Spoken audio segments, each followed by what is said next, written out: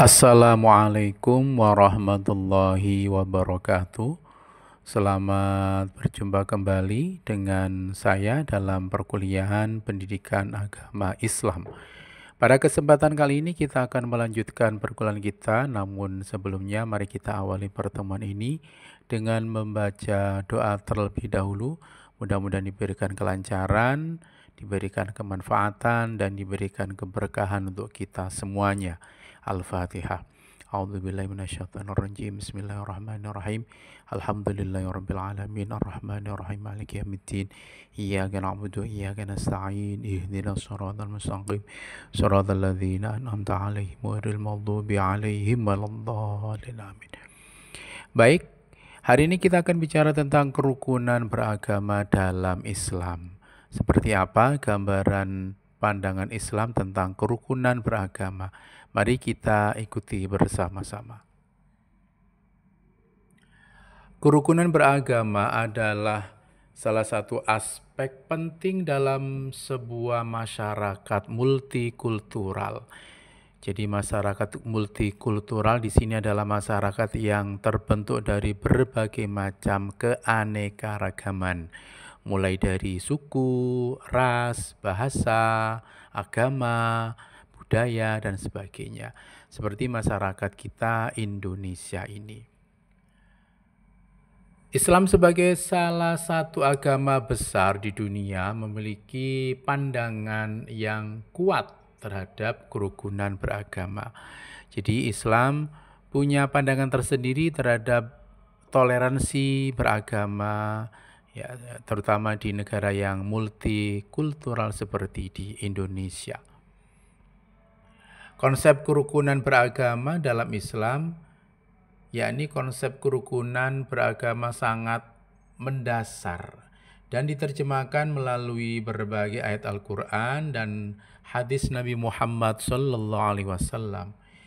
Secara tegas menekankan pentingnya berbagi keyakinan dengan orang-orang dari agama lain.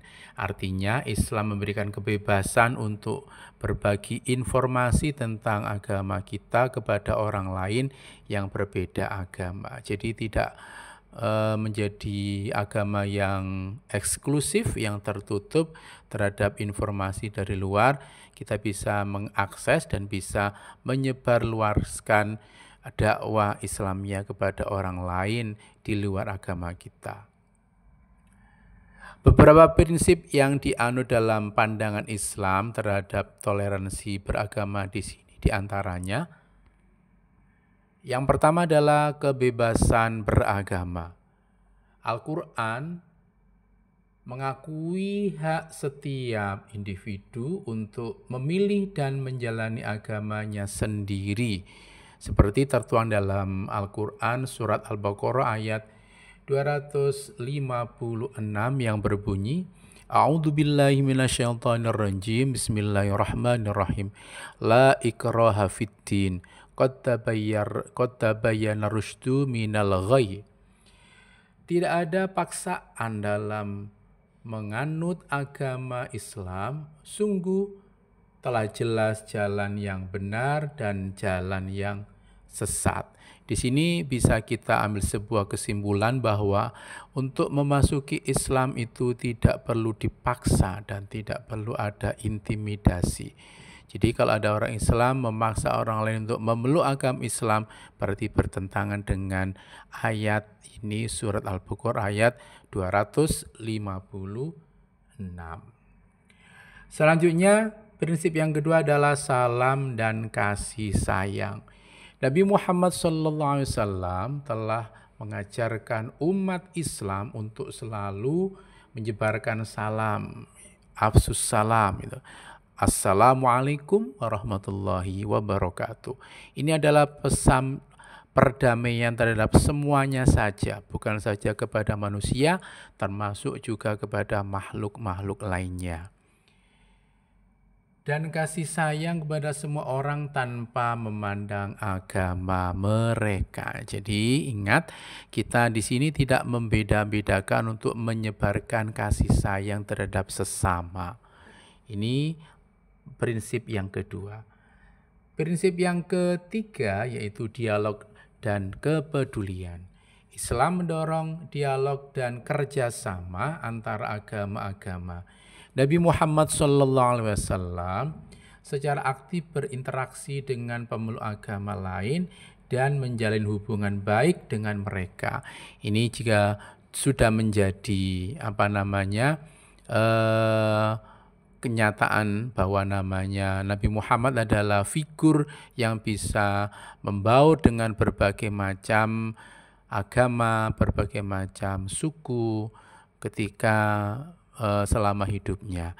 Jadi ini bisa menjadikan contoh bagi kita umat Islam untuk tidak membeda-bedakan terhadap manusia lain meskipun berbeda agama. Contoh-contoh kerukunan beragama dalam sejarah Islam bisa kita lihat dalam sejarah Islam, menyaksikan berbagai contoh kerukunan beragama. Salah satunya adalah yang terkenal adalah Konstitusi Madinah atau Piagam Madinah yang ditulis oleh Nabi Muhammad SAW. Dalam dokumen ini memberikan hak-hak dan perlindungan kepada semua komunitas agama yang ada di Madinah. Makanya ini perlu menjadi contoh bagi semuanya, khususnya umat Islam, bahwa dalam sejarah Nabi Muhammad sudah memberikan contoh bagaimana toleransi itu diberlakukan dan dinyatakan dalam Piagam Madinah.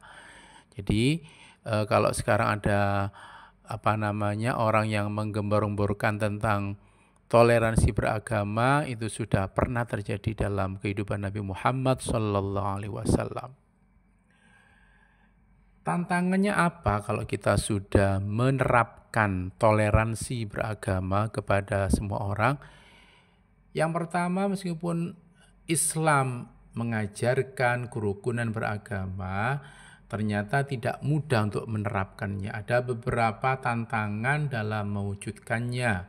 Salah satunya adalah misinterpretasi teks suci dan ekstremisme yang muncul dalam beberapa kelompok. Jadi tidak semua orang Islam itu punya pendapat dan argumentasi yang sama terhadap toleransi dan kerukunan beragama. Ada yang mengatakan selama itu tidak mencampur adukkan akidah, ya tidak masalah dan tidak mempengaruhi keyakinan.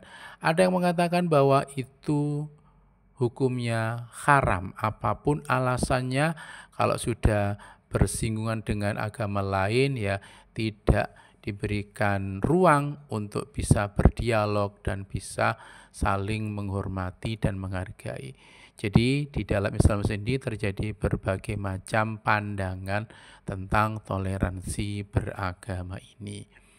Ini menjadi tantangan bagi kita yang punya pandangan yang lebih moderat tentang toleransi beragama.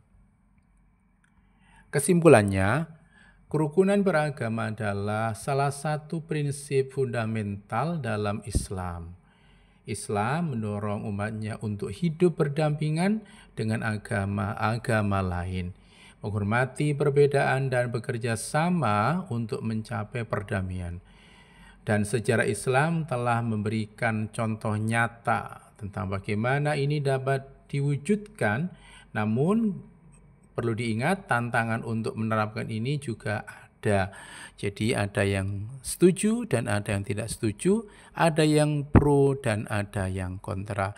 Itu adalah sesuatu yang biasa dalam kehidupan, ada yang suka dan tidak suka. Mungkin ini yang bisa saya sampaikan, mudah-mudahan bermanfaat. Kurang lebihnya mohon maaf yang sebesar-besarnya. Saya akhiri wallahu muwaffiq ila aqwamit thoriq. Wassalamualaikum warahmatullahi wabarakatuh.